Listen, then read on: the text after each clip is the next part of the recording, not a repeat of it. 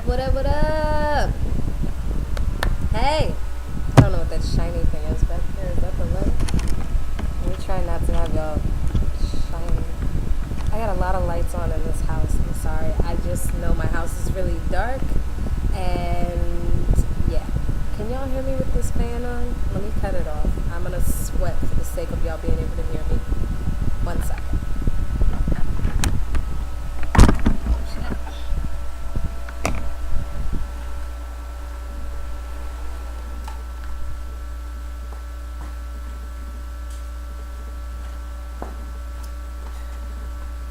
Okay. So, still a bright light back there. Sorry. Just be shining in here. Try and direct my body. There. Okay. It's been a while, guys, and I'm in between apologizing and telling you that I'm not sorry. Honestly, since joining Peace Corps, I've just been living, and sometimes I just forget that this is temporary, even though it's crazy because it's like another world. I know I'm from the States. I know where I was born. I know places where I grew up. But when you leave different places in the States, like you go, let's see, for example, I don't remember living in Minnesota, but I do remember living in Ohio a little bit. And I remember what I felt like when I moved to Kentucky. And then I remember when I was in Kentucky, I was in middle school, I remember what it felt like moving to Texas. Then I remember as I got older and I left Texas and actually moving around the different cities within Texas. And then also when I left and went to AmeriCorps, I did AmeriCorps, in New Orleans. And so moving to these different places was terrible. The experience in itself was, I still felt very connected within, but living here in a different country, in a different culture, with different rules and different expectations and a whole different set of people, like it's like a whole different world. It feels like not a Twilight Zone, because Twilight Zone was kind of like it's not weird to me. It's just comfortable. And like I said, I was in between saying, sorry guys, I haven't been around, and just not apologizing, because I'm very unapologetic for being out here and actually being immersed in the culture. People document every single day, which I'm not knocking those people. I'm not knocking the people that make blogs and write really, really long paragraphs. As you can see, I haven't written a blog in a very long time if you go to my webpage. I just get caught up in living, and I feel like with that being said, that's a positive thing, because that has helped me through times where I've been like, I'm so tired, I don't want to do this today, and all these kinds of things, because Guyana is definitely becoming a home to me. And everybody's like, are you gonna stay? Are you gonna extend a year? Are you gonna do this? Are you gonna do that? You gonna find you a man? You gonna settle down? You gonna have a Guyanese baby? I was like, whoa, to all of that. Let me think about it. So, yes, I'm living. I am not sure I'm about to plant myself here, because I have a lot more living I want to do all over the place. So, with that being said, I have had a hiatus. I am back. I am still here. I'm alive. I have so much to tell you all, and I hope you buckle in. I told myself I was going to make this 10 minutes, and now I'm looking at the time. It's 4 minutes already. I've been talking. It's like, no way, Ari, are you going to fit all this in 10 minutes? Just a kind of forewarning. If I cry, let's just put it like that, I might cry. Because since we last spoke, or I talked, y'all listen, there's been so much that's been going on over here in my life. Both in Guyana, back home, so many things. And I wrote them down. I don't know what I do with set list because I wanted to record this last week and my computer went kaput. So luckily I have a very loving and giving counterpart, and she allowed me to borrow her computer. So this is not even my computer, but we'll make it work. So last we spoke, I spoke, you listened. I believe I did this video in August. It was more of an introductory. I think I had my 6 months and all that good stuff. I reconnect, and it was much. So since the last time y'all have seen me, I have had what's called MST, which is mid-service training, meaning I've made it a year. And right now at this point, I'm more than a year past. I'm about a year and a half in. So I have about 6.5 months left. I'm leaving in April of 2018. We'll see.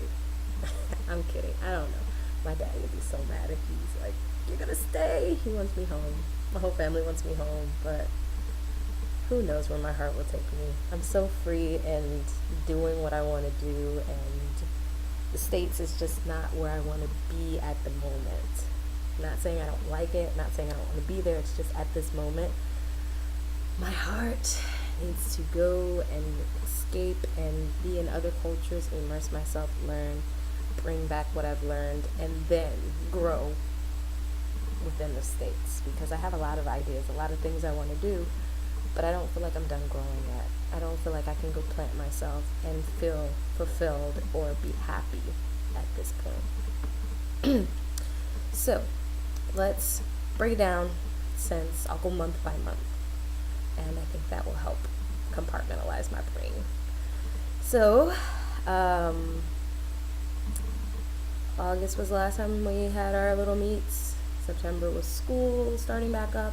I think once I got back into the groove of school, it was really cool because I already knew teachers. They already knew I was a productive person, and getting into projects was a lot easier. I gained their trust. So the first few months was a relationship building time. It was something that I had to make sure that I was good with everybody before I start telling them what I thought they should do. Like, "Oh, I used to teach in the States. I want you to la la la la la." No, it doesn't work that way, because people don't trust you if you just come in saying things. And then also, and this is not a joke, being a volunteer of color, you have to prove yourself a little bit more than the white volunteers, unfortunately. And if you ask a white volunteer, they'll tell you the same. I work in a country full of black and brown people. They look just like me. I walk outside, you don't see many white people, and if they do see white people, they think that, and rightfully so, because white people are not indigenous to this area. They, if you're not, coming in from another place, then they know you weren't born here. It's just facts. But usually they have Cubans and British people and people from Canada, and so they have like Jehovah's Witnesses riding around. They have people that come down for different like ministry outreaches. They have people that come down that are doctors. So the assumption is that, oh, you're white, oh, you're a volunteer, oh, you must be a doctor, or oh, you must be this, because that's the only reason why they only see white people down here.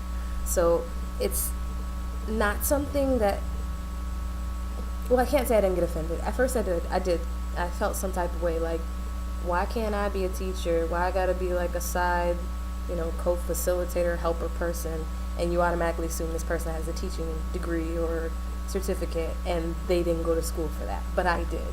It was one of those things that I had to really taper back my own feelings and my own thoughts about it, and was like, all right, calm yourself. It's not that serious. Experience and understanding and growth is basically what I'm here for. So that within itself was a very telling, and that is something that we can grow from. Now granted, I'm not going to sit here and say I just let them think that the whole time. I'm here to help have them understand on parts of Americans, which have gotten away from saying Americans, of people from the States. And, you know, as they share their culture with me, and I take it back to my fellow people of the States.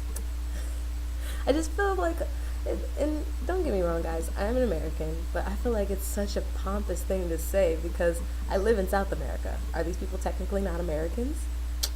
I mean, if you think about it, our states are the equivalent of people's countries here, but we just technically bound them all together and was like, we're all one.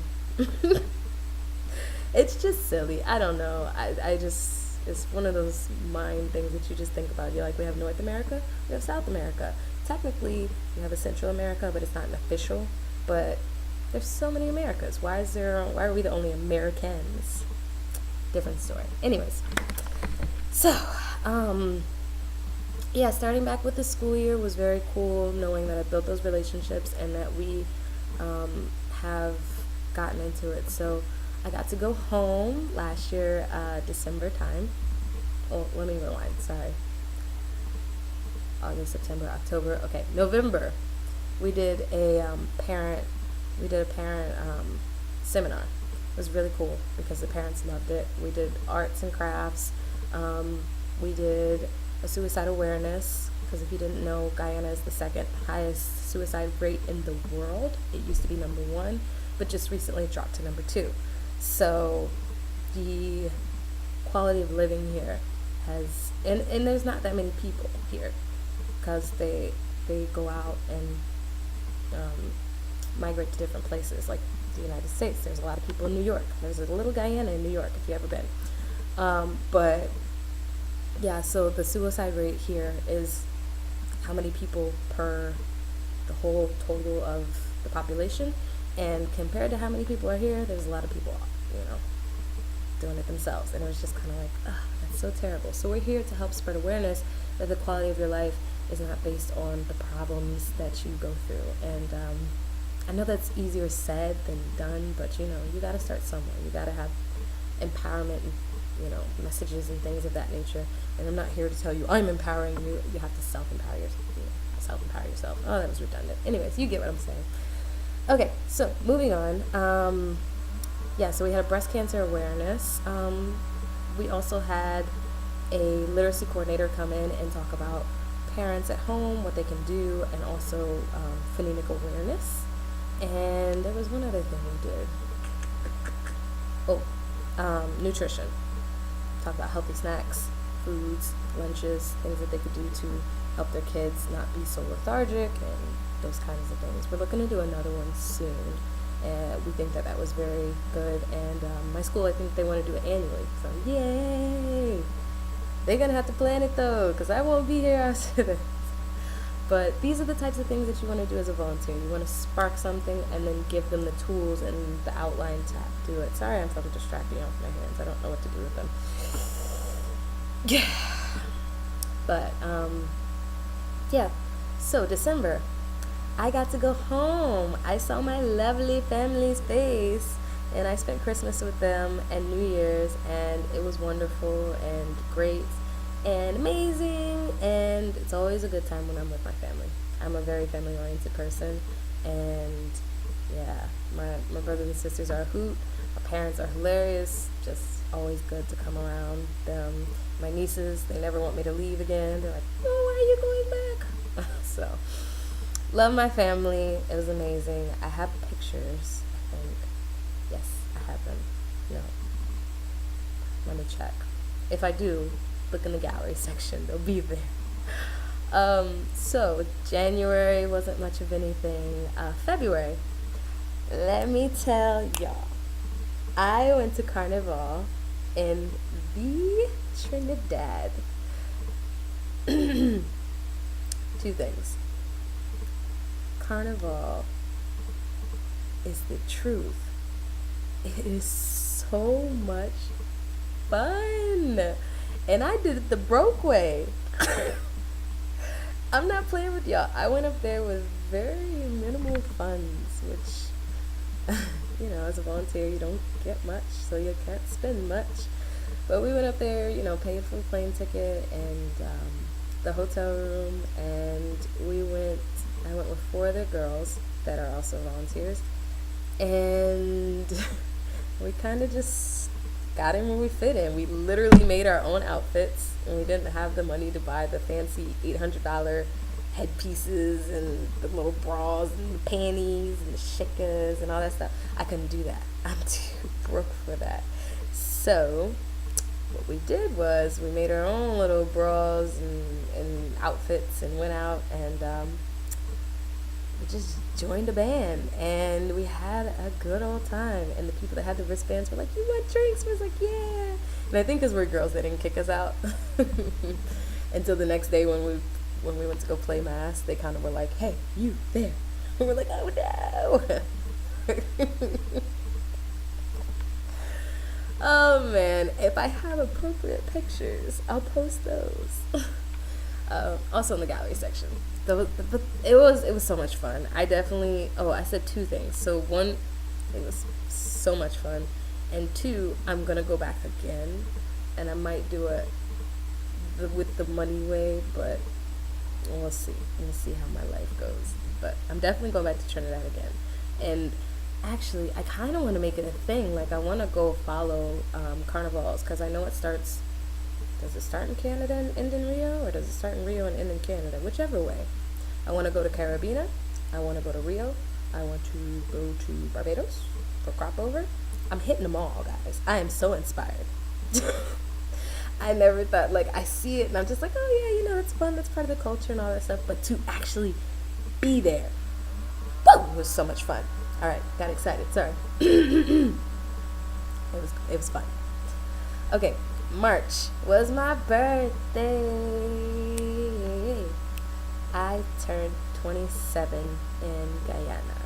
It's my 2nd birthday I had here because I came down here when I was 25, and while I was in training, I immediately turned 26, like the month after, which was really weird to me because I wasn't around family. It was the first time I've had a birthday in another country, and I was just like, But my host mom made it so much fun. She made a cake for me and had a party and all that stuff, and I think I wrote a blog about it. Y'all can read it. And so, but this time I was like, we doing up, and so I got all my friends together and they came to my house and we had a big party. That's weird. We had a big party. So we had to get together here. It was a good turnout. So, yay. April was when we hit our mid-service. April was our halfway point because it was exactly a year from when we swore in. So I really, really, really wanted to give a shout out to other volunteers, not only here in Guyana, but around the world, that have made it to mid-service and even close of service, which is what we call COS, because this experience is not for the lighthearted. I have seen a lot of my friends go home. Some circumstances out of their control, some well within, and some, just things that you can't even predict.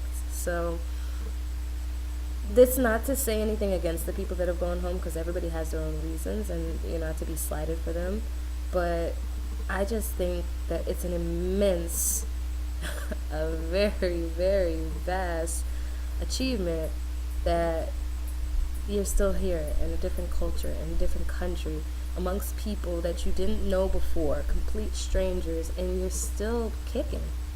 It's just something you can just sit back and be like, dang, I did that, huh? So, even if nothing else that I get from Peace Corps, even though I know I'm taking a lot from it, I am just proud to be here, proud to be a part, proud to say I've done it, proud to say I know these people, because I really feel like I've made some lifelong lasting relationships and friendships. I feel like my counterpart is like another big sister.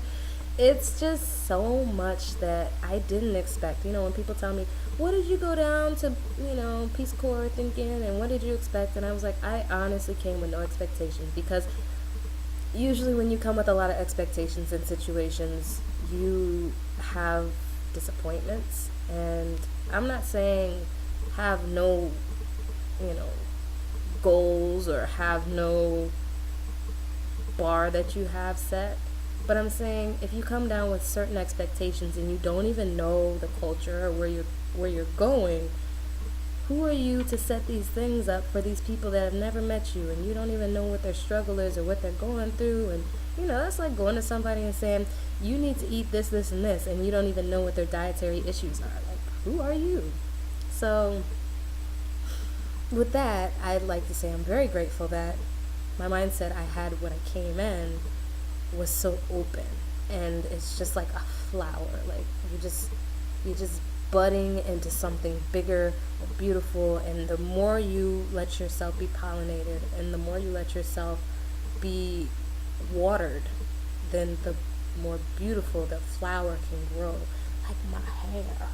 By the way, guys, I just had my hairversary. If you don't know what a hairversary is, it means when somebody did their big chop, which means cut all their hair off or all their relaxed ends to go natural. And it's just your celebration. It's like a birthday, but for your hair. So 3 years, I was completely bald. Like, all of this was not here. So, all of this is my hair. You see so much of it. I had a hairversary. But that's besides the point. We haven't gotten to this September yet. Alright, so that was April. Now, this is the part I said I might cry. Also in April, sorry, I'm trying to prepare myself, but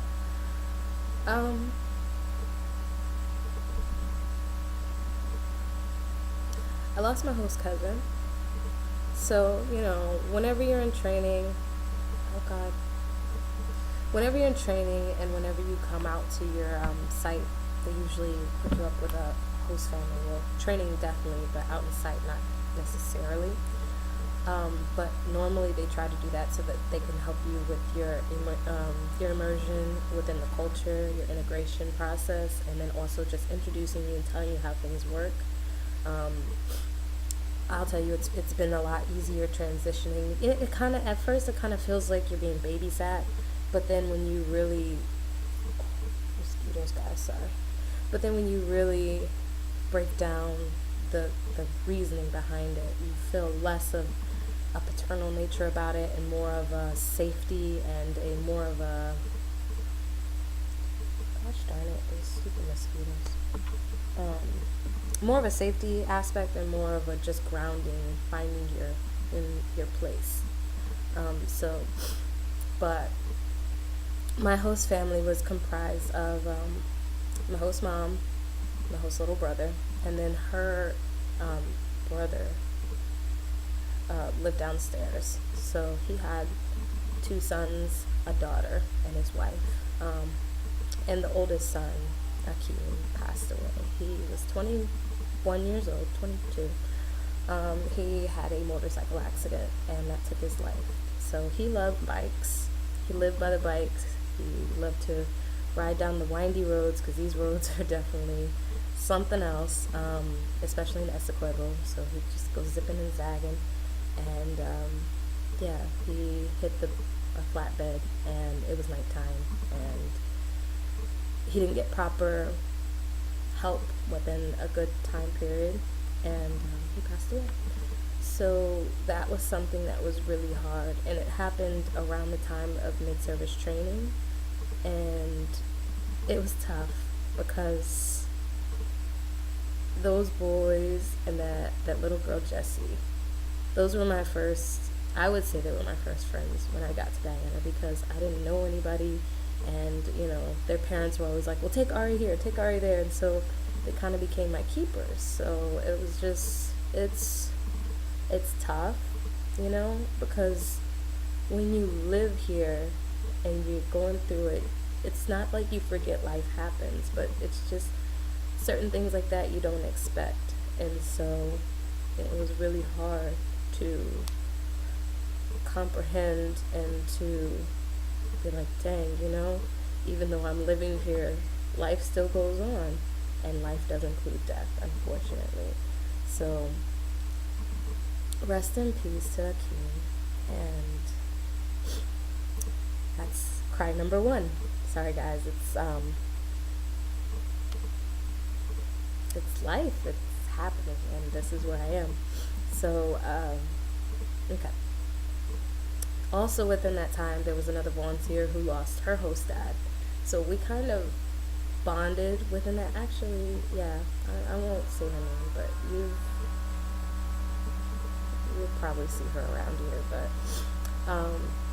I feel like that kind of bonded us together because we both had a host family loss, and we were both really, really sad, and nobody else could feel the way that we felt, because I felt like we made a real bond with the families, and they took us in, and we really took to them as our own. So, when you lose somebody in your family, it hurts.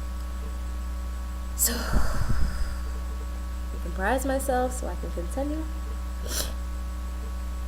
Oh, snotty nose and glassy-eyed now. Sorry. So May. I gotta go through the months like that now. Okay. So in May, I got to see my family again, and it was great. It was great. We all met up in Aruba, and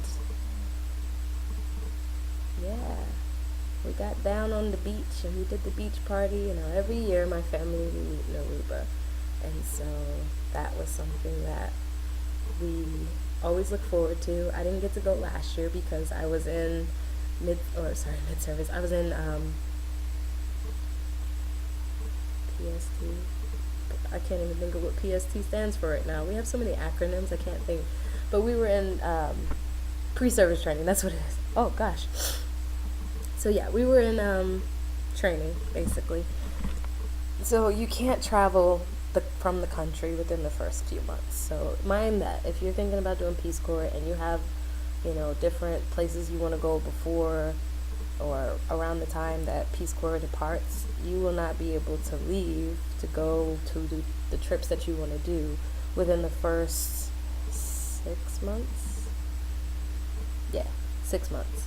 So you have 3 months, 2.5 to 3 months in training, and then you have another 3 months within your actual service, and then you could start traveling. Because people right after our reconnect, which is at 3 months, started to do their traveling, like literally the day after. So something to think about. Let's see, June. Oh, also in May, while I was gone. Well, before I left, we started a project. We started 2 projects.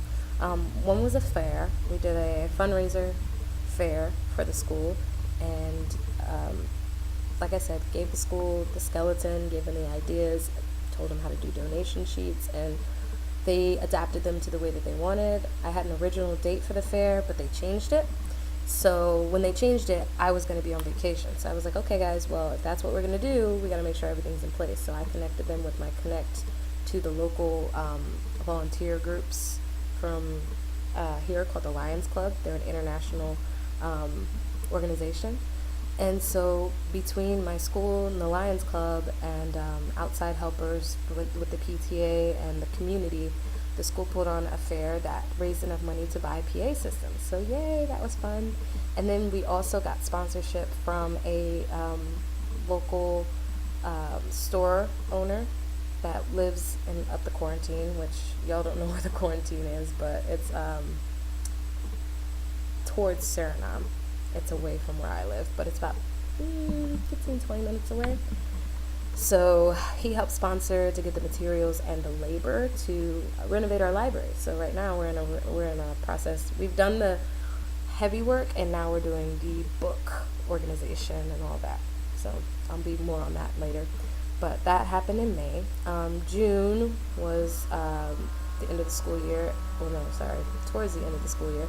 Lions Club, the president, loved working with our school so much that she came back and she donated swing sets. Swing set. It was a set of swings, so 2 on one set to the school, which was a beautiful thing, and it really, helps to understand that we are making a difference, and people are wanting to give to us because that's what they see. They see the difference and they want to be a part of it. So made me happy, made my heart smile. The kids loved it. Yeah. And so moving on, July was the end of the school year. But also at the end of July, I put on the summer camp again. The kids loved it. They wanted to do it again. So I'm here for the kids. They tell me what they want, and I try to make it happen. So what we did was we put on the camp, and I brought in a couple of volunteers. I made sure I had 3. Count them, 3. Last year I only had 1 Guyanese teacher, but this year I had 3. No, wait, I think I had 4. 3 Guyanese teachers that came to help with the camp, because the idea is that I want to hand it over to them. I don't want to be the one doing this all the time. I am not going to be here to forever run it. So you can't rely on me. I will give you the tools. I will show you how it works. I will show you how I made it work, how it looks so smooth and effortless, because I was hectic behind the scenes. But yeah, but it was great. The kids loved it. They were asking me about next year, and I'm just like, ooh, guys, we'll see. If your teacher's going to continue, I will work with them to make sure to set up so that you can come to it. So the camp was complete with, we had a computer technology program where the kids did a typing program and also learned mouse and keyboard skills. We did a art class where they did there was a lot of self-evaluating, like what you liked about yourself. There was a little handprint thing. We talked about things you liked, what you were good at. They also did a storybook, which I kept some. They're so beautiful. I should probably give most of them back, but I like them so much. I might keep them. But so the ones that didn't pick up their work, I still have some. Let's see, what else? We did a language arts and reading program. So they definitely did some writing and some reading and some skills of that nature. You definitely can't leave that out. We can't have a summer camp and not actually exercise your brains. Speaking of exercise, we had a sports and PE. So we talked about health and then also the body and what they need to do to keep their bodies healthy, nutrition, hygiene. I think they talked about definitely different, oh gosh, blanking out, awareness as far as like, things that you need to do.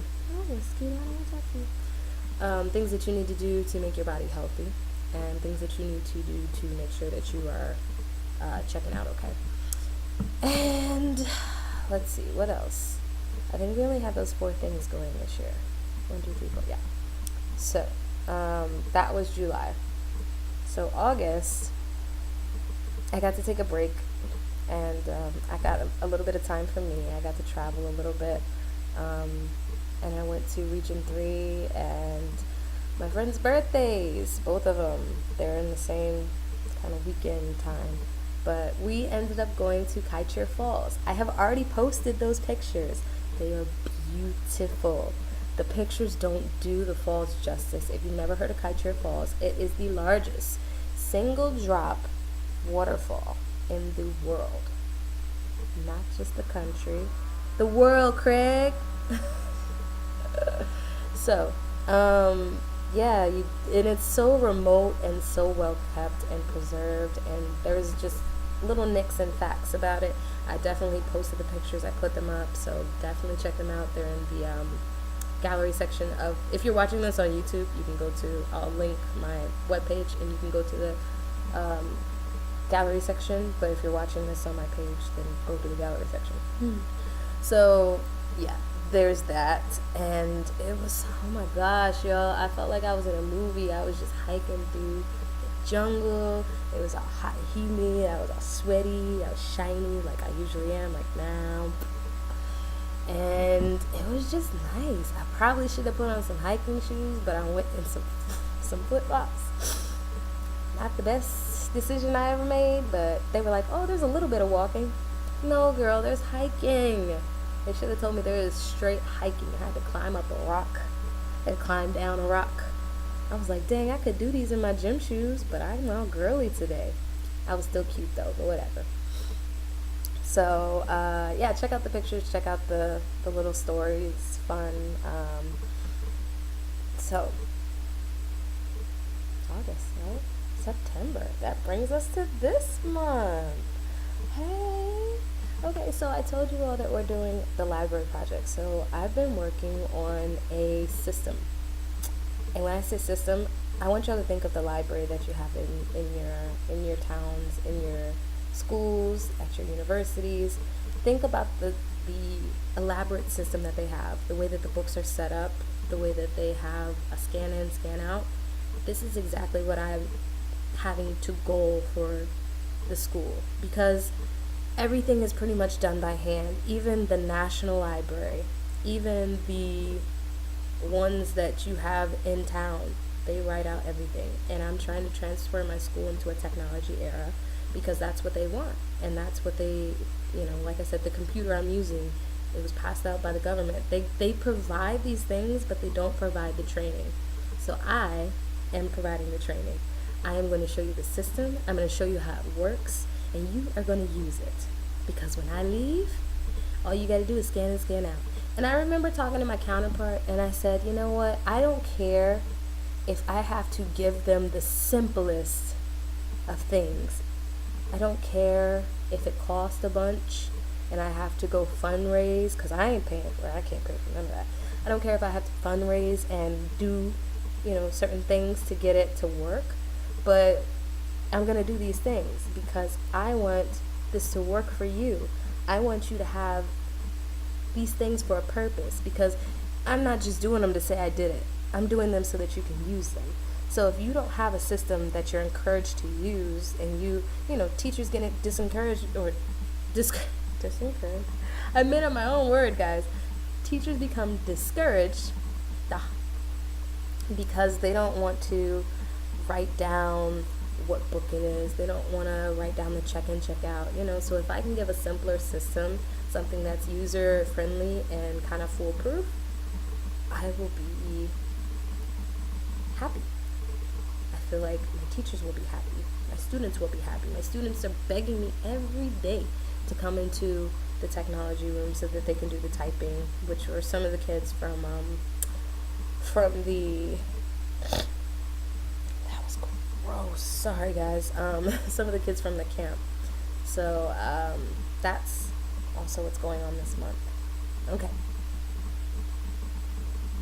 Prepping myself for another cry moment. I am so sorry, guys. I don't want to be morbid. I don't want to be a Debbie Downer. But these are the things that are happening. So, I mentioned the camp. I mentioned the artwork. I mentioned the students, and I mentioned the library. So, the Friday before last, so not this past Friday, but the one before that, I saw a young man who came to my camp, who I've seen at the school, who I've interacted with, and he's just a bright, smiling young man who always has a huge grin plastered on his face, from ear to ear. I saw him, and I told him, I said, "Hey Leonard, I have your artwork from the camp," because he didn't come the last day. And also all the counselors had voted him most helpful, which was so accurate, because the young man would do anything you asked him to do, no matter how small the task.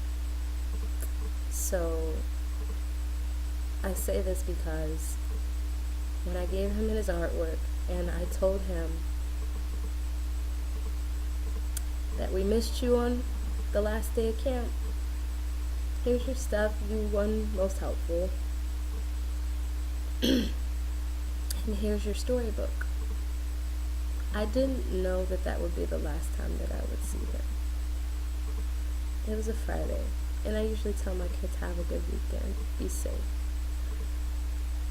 So that Sunday, he went missing, and the story was that he left his father's house, or left his father's birthday to go pick up his sisters, and they walked down the road, and he was on a bike, and he rode ahead, and nobody had seen him since. So on Monday, a volunteer that lives in his village reached out to another volunteer, and that volunteer who helped me during the camp, calls me, texts me, tells me, hey, have you seen him? And I said, I saw him on Friday. She says, well, can you just check for him? I said, okay. So I went to his classroom and I asked a couple of teachers if they saw him, if they knew who he was, and they kind of had to think about it. And they said, well, yeah, he's not here today. I said, okay. And I told her, I said, he's not here. She said, well, he went missing. And his family's very concerned because it's not like him. He always comes home. So to make a long story short, he was missing for 5 days. And the police apprehended 2 men who confessed to picking him up, taking him to their house. Raping him, and he passed out during the encounter, and they threw his unconscious body in the river. And they recovered him this past Saturday. Found his bike on this past Friday, and they recovered him this past Saturday. Today they buried him, but not to say I don't appreciate my kids, but this incident made me really look deep.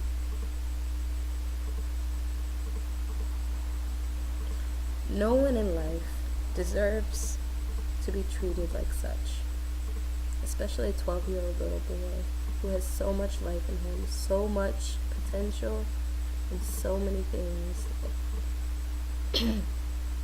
he could do. For someone to take him, violate him, and to throw him away like that not only infuriates me, but it saddens me to know that this is the world that people have to raise their children in. It's a scary, scary thing. And then you look back at the different things that are happening in the States, the race disagreements and, those types of things. It's disheartening because I feel like I'm just sitting on the sideline watching and I can't do much.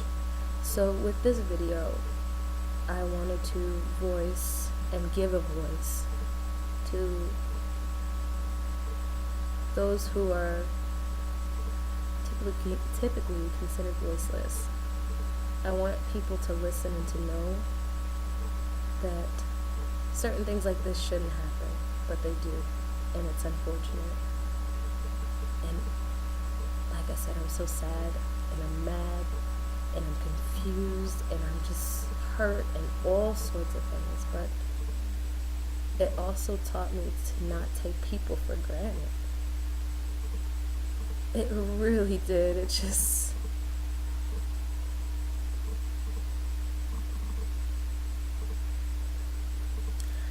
I see my kids in a whole new light, and I call my students my kids because they're the closest thing I got, because I ain't got no kids right now. I got nieces, but they're still technically not my kids. I didn't birth them.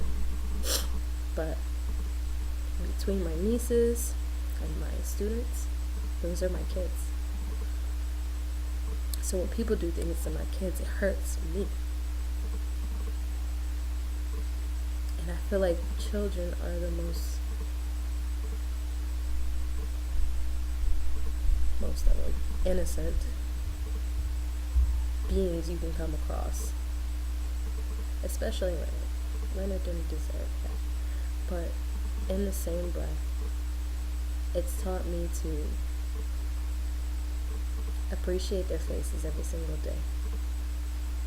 Because you don't know what's going to happen or when they'll close their eyes for the last time. It's taught me to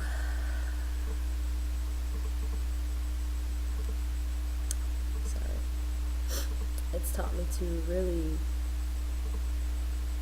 breathe and appreciate life every day, because you don't know when's the last time you're going to close your eyes.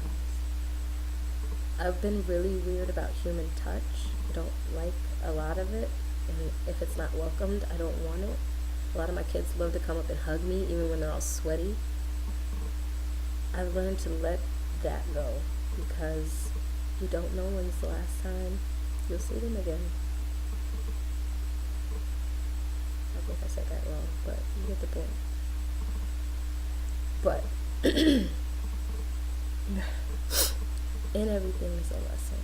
So we told our kids at the school that they need to be each other's keepers. They don't need to walk at night by themselves, and they need to be aware of their surroundings. And with that, I definitely feel like that's something that can translate to people that are older too, because not only are kids having these horrific things happen to them, but so are older people. So, excuse me, we just need to come together as community. And as much as I know people dislike hearing other people's opinions, and they're just like, well, I don't agree with that, and I don't like this, and I don't like that. It's like, as much as you don't like certain things, you can find a common ground. Everything doesn't have to be so divisive. Everything doesn't have to be so this or that. We can definitely coexist with it being this and that, and not having to have it completely fit together, but making it work.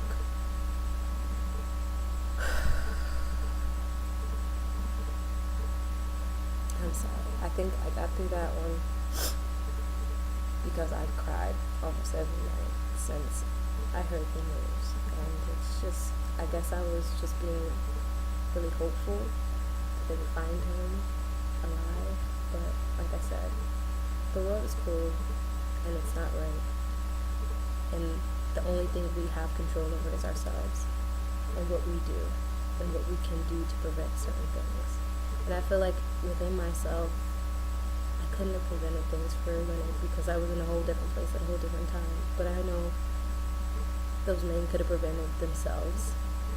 Those people could have prevented it because the community said they heard yelling, but they didn't take it serious. So it's up to us to look out for our community. It's up to us to look out for our brothers and sisters, even when they don't look like us. Because I consider a lot of people that don't look like me my brothers and my sisters. My best friend's Mexican. I got my best friend down here is white. Like ain't nothing about this skin. Yes, our experiences are very different from the way that we look, but it doesn't take away from who we are and how we can treat people and what's within our own selves. But with that, I get off my soapbox and I say, rest in peace, rest in heaven to Leonard Archibald, because he's a beautiful angel that I know is now smiling down on me. So him and Akeem and heaven. Now granted, I've had a couple other losses that affected me, and they happened back home. So my cousin, she took her life back in February, but I didn't find out till after about halfway through the trip in Trinidad. My mom was like, I didn't want to ruin your trip, but it was my cousin that I was named after. It was my mom's first niece, so I was her namesake, so I have to live greatly because of Shannon Arionne Tet. So rest in heaven to Shannon. And also my grandpa Tet, which is my mother's father, passed away back in July.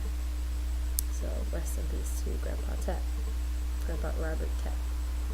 So guys, like I said, life is happening, and it's as much as I want to keep up with y'all and, you know, make a show like Keeping Up with Kardashians. What am I doing today? Look at my crib, look at me, and all these other things. I'm just not that type of person. But I will allow you all to take a peek in and know. And good Lord, Ari, 10 minutes. Are y'all still watching me? I hope I haven't bored y'all or, you know, like, made y'all cry to sleep. I'm sorry. This wasn't even supposed to be this long. Okay, I'm gonna try and wrap this up in 10 minutes. Oh, did y'all see Carl? Carl is my kitty cat. He's so, oh gosh. Carl! He's gone. Sorry guys, he's gone. We'll catch him another day. Anyways, okay, I'm gonna try and finish this up in 10 minutes. I won't go over an hour, I promise. Let me get Carl, hold on.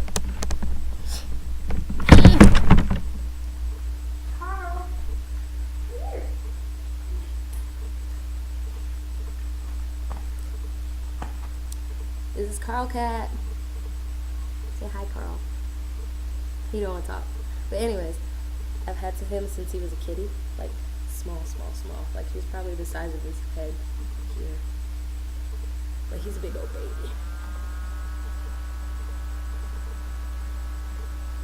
Anyway, so I said I was going to finish this in 10 minutes, right? Stop. Okay. Carl's going to hang out while I finish. See the camera, Carl? Let me try and block this with my body. This light. I was doing good. Okay. So,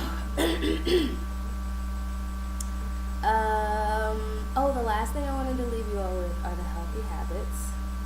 I've taken y'all on an emotional roller coaster. I've taken y'all on a month-to-month thing of whatever I've been doing. Caught y'all up to today, literally this day. And yeah, so, also shout out to Gary Wicks, who is the Peace Corps recruiter at Fayetteville State University. We've been working really closely, and we've done a couple of projects together too. So hey Gary, when he watches this, my legs are huge. Good Lord, let's take those out of the picture. All right. So last thing, since I've been here, I just decided I wanted to adopt positive habits to stop me from making excuses for things that I've done back in the States. Because I ate bad, I didn't exercise, I always had an excuse for different things. So you gonna leave me? Bye. Bye, Carl. Alright, anyways. Snap. Put that again. I keep dropping my hard drive, guys. It's not gonna work after this. Just unplug it. Okay. So, healthy habits. Things that I've adopted within the past month or so that I've really tried to do so that I can make them a habit, so that when I come back to the States, they're not something that is an excuse. I can't make excuses. I can't be questionable to myself. I can't be like, no, not today, Ari. Or if I do say not today, Ari, I make sure I pick it up right the next day. The next day. So, number 1, I've been drinking 3.5 to 4 liters of water a day.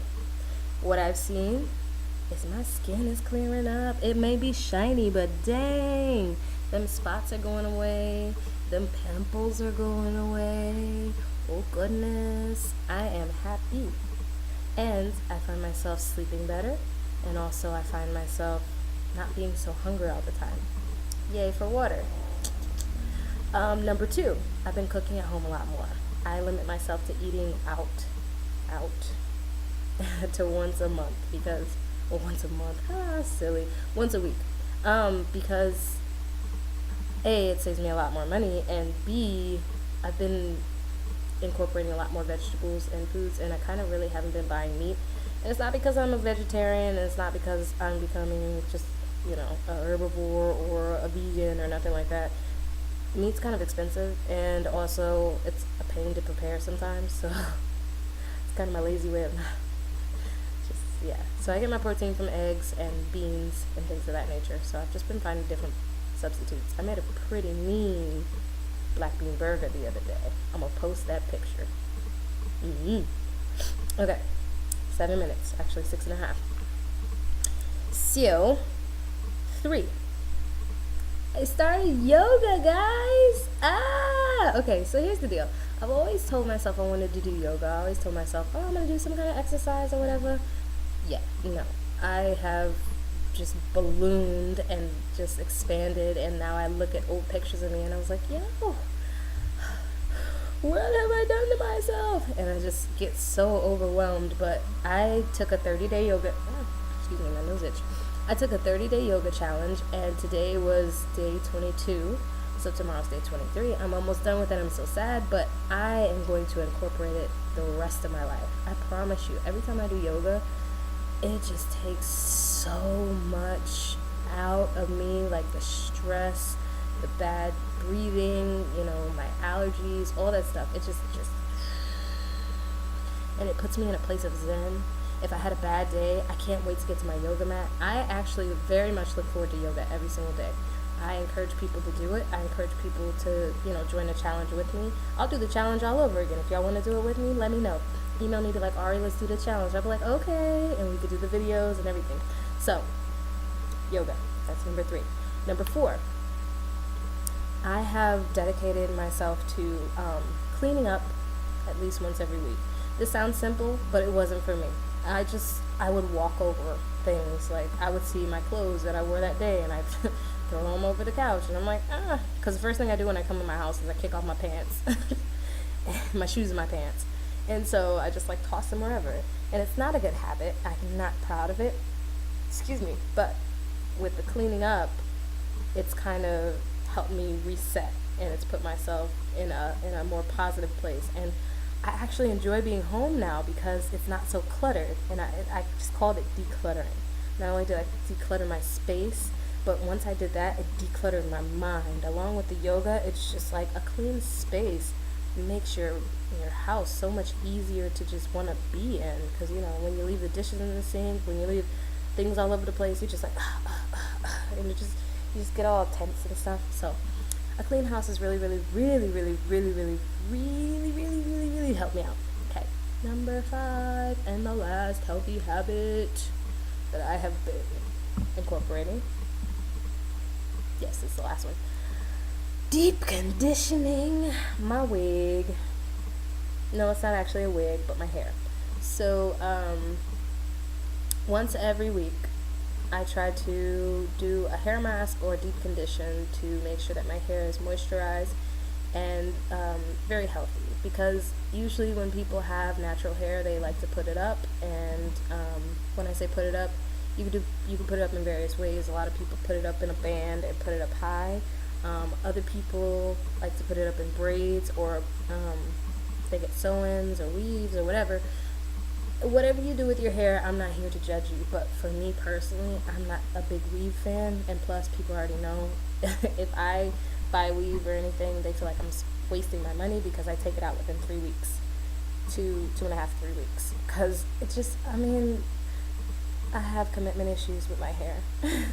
I've told people I wanted to lock my hair for the longest, and it's just really hard because I'm just telling myself, oh, one day I want to do this, one day I want to do that. So I want to change my hair way, way, way too much, for the simple fact that it's just not going to work out. So I just told myself that I'm going to treat my natural hair with a lot of love and care, and make sure that it's moisturized and it's healthy, because a lot of people lose their edges. Me, on the other hand, I got some very healthy edges, thank the Lord. And my mom applauded me for that. She was like, I'm glad you know when to take out the weaves, I'm glad you know when to take out the braids. I was like, oh, Mama, that stuff hurt my head. So once a week, conditioning my hair, making sure I have that done. Like I said, hairversary is here, 3 years in. You can't even see it. This is about how long it is. I will straighten it and put it up as a picture in the gallery, but I really, really, really thank you all for coming on this emotional roller coaster with me, this month-to-month update, and this hour-long just chit-chat. I hope you all enjoyed it. If you want to take it in pieces, I will not be offended. Definitely look forward to updating y'all again, but it won't be so long next time. I promise that much. I'm really, really, really, really going to be good on that. Oh, I'm going home in November. So look out for those pictures too. But this is going to be under an hour, so yay to y'all. Thank you for hanging out. It's been great. Hope y'all enjoy it. I'm out.